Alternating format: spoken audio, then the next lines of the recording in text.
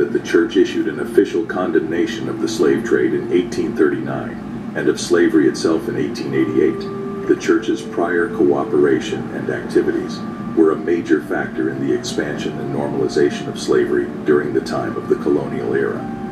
It took far too much time to create a position that is truly uncompromising in opposition to human bondage. Papal bulls lay the foundation. At a time when European exploration was gaining momentum in the 15th century, Pope Nicholas V issued 2 papal bulls that paved the way for the Catholic Church to become involved in the practice of slavery. Both Dum Diversas and Romanus Pontifex authorized Portugal and Spain permission to convert non-Christians taken captive at sea into slaves.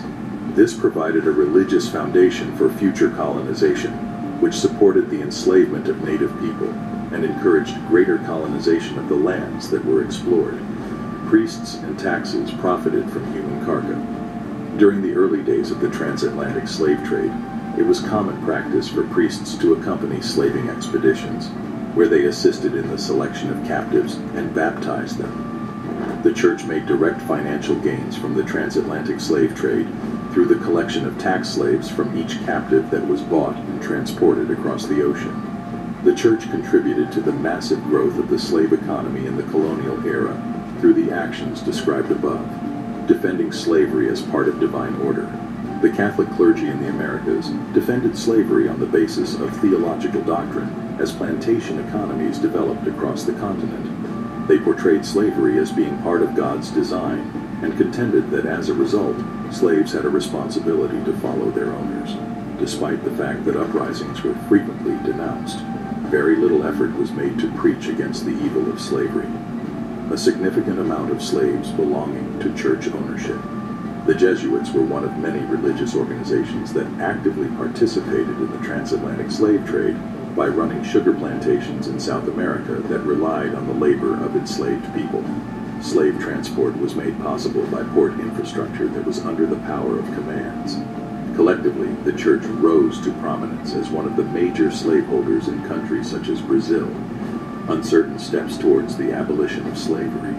The popes and bishops of the Catholic Church did not begin to issue harsh condemnations of the slave trade until the 19th century. However, the acts focused on prohibiting Christian slavery rather than completely denouncing the institution of slavery. Slaves who managed to escape received very little material assistance. Some members of the clergy opposed abolition in order to safeguard the rights of slaves owned by the church, a failure of moral principles and a trace of complicity. The moral principles of the Catholic Church include protecting human dignity and rejecting unjust treatment of people. These ideas form the foundation of the Catholic Church. On the other hand, when it came to the institution of slavery, it displayed a failure to live up to these beliefs through not only its words, but also its actions. Despite the fact that early papal bulls gave the church's blessing and encouragement for the enslavement of non-Christians, it took a surprisingly long time for the church's position to fully evolve to an explicit rejection of human bondage on moral grounds.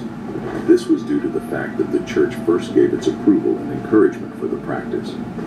Instead of taking a definite stance against slavery from the beginning of the transatlantic slave trade, the church maintained permitting the practice and benefited financially from it. This was the case even after the transatlantic slave trade had begun. The church, over a period of many decades, placed a higher importance on retaining the considerable economic privileges it received from slavery, rather than tackling the fundamental violation of human rights that defined the institution. This resulted in the situation that we see today.